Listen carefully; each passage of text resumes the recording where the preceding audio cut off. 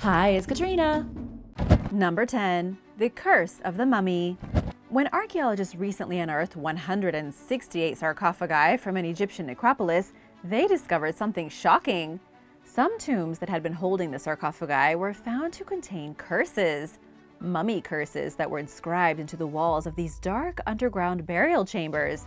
And these curses were not very friendly. These discoveries were made in Saqqara. It's an ancient city of the dead, a monumental burial ground where hundreds upon hundreds of mummies have been found buried in boxes, both above and below the sand.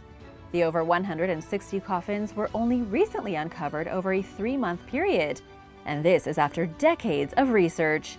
Egyptologist Salima Ikram said that the curses found inscribed in the tombs are mostly there to deter trespassers, a warning to people who wanted to desecrate the mummies and steal their stuff. One of these curses was found in the tomb of the royal Vizier Ankhmahor, who was a counselor to a pharaoh 4,000 years ago. The curse states that if any damage is done to his tomb, the same damage will be done to the culprit's property. It also warns that the Vizier has secret knowledge of magic and spells, which will curse the trespasser with the fear of seeing ghosts.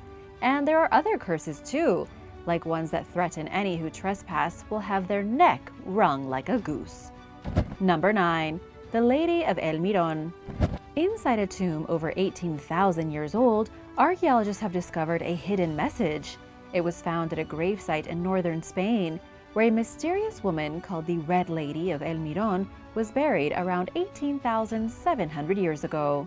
The woman's remains were originally discovered next to a block colored in red ochre pigment. She was buried with flowers, alongside thousands of stone artifacts and scattered animal bones. It's an important burial site because it's the very first one ever found from the Magdalenian Age on the Iberian Peninsula. The Magdalenian Age covers from 19,000 to 11,000 years ago. The woman died between the age of 35 and 40, and now recent excavations have discovered what archaeologists think is her tombstone. It's a large limestone block that features a triangular engraving which has led to the most recent mystery. Archaeologists say it's meant to represent the female pubic bone. It's a hidden message that scientists don't fully understand. We know this was a very important woman in her community, perhaps the leader, but why a pelvic bone was left carved into her tombstone is anyone's guess. It could have been some kind of symbol of female power, but researchers are kind of confused. Number 8. Tomb of the Prophet. In Iraq, archaeologists were recently documenting a series of ancient tombs from the kingdom of Nineveh. While they were looking around, they discovered that a tunnel had been dug underneath a tomb that supposedly belonged to the biblical prophet Jonah. When archaeologists dug deeper into the tunnel, they found writings on the walls, including inscriptions written in the ancient Neo-Assyrian language. One of these messages is quite fascinating. Researchers have translated it to read, "The palace of Esarhaddon, strong king, king of the world, king of Assyria, governor of Babylon, king of Sumer and Akkad, king of the kings of Lower Egypt, Upper Egypt, and Cush." Clearly, this guy had quite a lot of titles. If what's written on the wall is to be believed, the Assyrian king Esarhaddon was the king of pretty much everyone. One of the most remarkable things is that he was allegedly the king of Cush, a mysterious ancient kingdom located south of Egypt in Nubia, which back then would have been a world away from the region of Mesopotamia. Other inscriptions were found here basically describing the king surrounding, conquering, plundering, demolishing, destroying, and burning all the cities which stood against him. However, it's unclear what the king has to do with the biblical prophet Jonah. The inscriptions were found underneath Jonah's tomb in a tunnel, which had been blown apart by ISIS in 2014. Jonah is in the Quran as a preacher in the city of Nineveh and was supposedly swallowed by a giant whale. Number 7. Helicopter hieroglyphs. In the Temple of Seti I, Markaz al-Belina, Egypt, there is a strange set of hieroglyphics inscribed on the wall. It's an ancient Egyptian frieze that appears to show proof of highly advanced technology and perhaps even contact with beings from another world. A frieze is an area of sculpted or painted decoration, usually on a wall. These inscriptions are considered by some to be out of place and to be evidence of otherworldly business in ancient Egypt. And yet to some, they are just ordinary hieroglyphics that have been wildly misinterpreted. Here's what makes the inscription so unique. The engravings show what appears to be a helicopter, a submarine, and several airplanes. Of course, these modern pieces of machinery aren't perfect interpretations. They look like a child's messy drawings of helicopters and submarines. Still, the resemblance is uncanny. It's made some believe that the Egyptians were visited by time travelers who, for some bizarre reason, brought helicopters and submarines with them, or had been given a glimpse into the future by some unknown magic. Mainstream archaeologists say the carvings are nothing unusual at all. Instead, people are just seeing patterns that aren't there. The real explanation for the helicopter has been solved thanks to digital imaging. Researchers have looked at the hieroglyphics and found that the helicopter is actually two completely separate pictures that were carved at different times. The original carving was made during the reign of the pharaoh Seti I. It read, "He who repulses the 9 enemies of Egypt." The inscription was remade under the reign of Ramses II to say, "He who protects Egypt and overthrows foreign countries." Number 6. The Tomb of Nestor's Cup. Inside an ancient Greek tomb from 2,800 years ago, archaeologists found an intriguing artifact called Nestor's Cup. The cup is fascinating because of an inscription on the clay vessel. According to researchers from Brown University, the text on the cup says roughly, "I am Nestor's cup, good to drink from. Whoever drinks this cup empty will be seized by desire for the beautifully crowned goddess Aphrodite." This inscription is supposed to be a jest, a comical reference to the legendary King Nestor, who was a character in Homer's famous epic poems The Iliad and the Odyssey. In the story, Nestor drinks from a giant golden chalice with the magical power to restore his strength. Of course, this cup probably held no kind of magical concoction, but it's still an important artifact because its inscription is one of the oldest known examples of the Greek alphabet being written in the Euboean alphabet. But who exactly was buried in this tomb? It's been a mystery because researchers first thought that it was a child buried with this strange artifact, but a more recent analysis showed that what researchers thought were children's bones were actually the bones of 3 human adults. What the cup and its inscription have to do with these people is still unknown. What do you think the cup and its inscriptions could mean? Let me know in the comments below. Number 5. The Nazareth Inscription.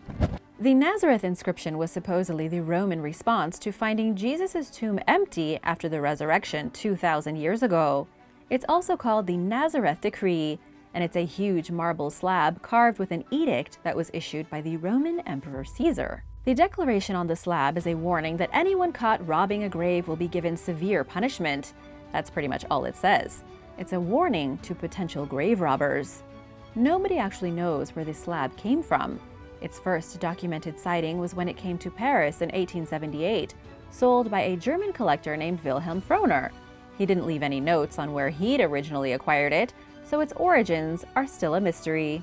The translation was done in 1930, and it's been dated to sometime between the year 100 BC and 100 AD, the time when Jesus supposedly lived and died. Since nobody can say for sure, one of the dominant theories is that the Roman authorities carved this marble warning and put it in front of Jesus' tomb. This was after they heard his disciples predicting his body would arise with his divine resurrection. This could very well be evidence that Jesus died, was entombed, and then his body miraculously vanished. Number 4. The Bloody Curse. Another terrifying curse was discovered in a tomb, this time in Israel. The curse, as if an ordinary curse wasn't scary enough, was painted in what looks like blood. It was left on a small rock tablet and buried in a tomb at the Beit Shearim necropolis in Lower Galilee. According to researchers at the University of Haifa and the Israel Antiquities Authority, this particular catacomb was unknown until 2021. Archaeologists broke through the surface and began digging around, and that was when they found the curse. It was the first of its kind to be found in this huge necropolis for 65 years. This was a Jewish settlement between the 2nd and 5th centuries AD, populated after the destruction of Jerusalem in 70 AD. It was one of the major centers for Jewish learning and culture after they almost went extinct at the hands of the Romans. The inscription was written in Greek and not in blood, but in red paint. It has 8 lines of warning, but the message is pretty clear. It says Jacob the proselyte vows to curse anybody who would open this grave, so nobody will open it. Not that spooky, but still fascinating. especially because of the word proselyte. This was a title given to those who converted to Judaism from either Christianity or one of the major pagan cults of the day, such as the cult of Isis or the cult of Mithras. Number 3. Early ABCs. Thomas Schneider from the University of British Columbia recently studied a 3,400-year-old inscription found inside an Egyptian tomb. He discovered that this primitive chunk of limestone could very well be the earliest example of an alphabetical sequence. 3 of the words start with the letters B, C, and D, and the rest of the tablet is broken and indecipherable. Each of the words is accompanied by a symbol in front of the letters, since that was how early Egyptian hieroglyphic writing worked. But it's amazing because when everything is put together, it reads like a mnemonic device. For example, A is for apple, B is for banana, C is for cantaloupe, you get it. Researchers believe this may have been used by early Egyptians as a kind of learning tool to help them with learning their own alphabet. Number 2. The message on Howard Carter's grave. Possibly no curse in history has been more terrifying than the one discovered in Tutankhamun's tomb when it was found in 1922. Howard Carter was the one who discovered the resting place of the boy king from the 19th dynasty, who ruled over the New Kingdom and was the very last of his royal family to hold power. Howard Carter broke open the seal to the boy's tomb after it was found in the Valley of the Kings. The curse was allegedly unleashed on all of those who were involved, and quite a few of the main players in that excavation did indeed have miserable lives afterward. But we're not here today to talk about this particular curse. Rather, this is about an inscription that can be found today on Howard Carter's own grave.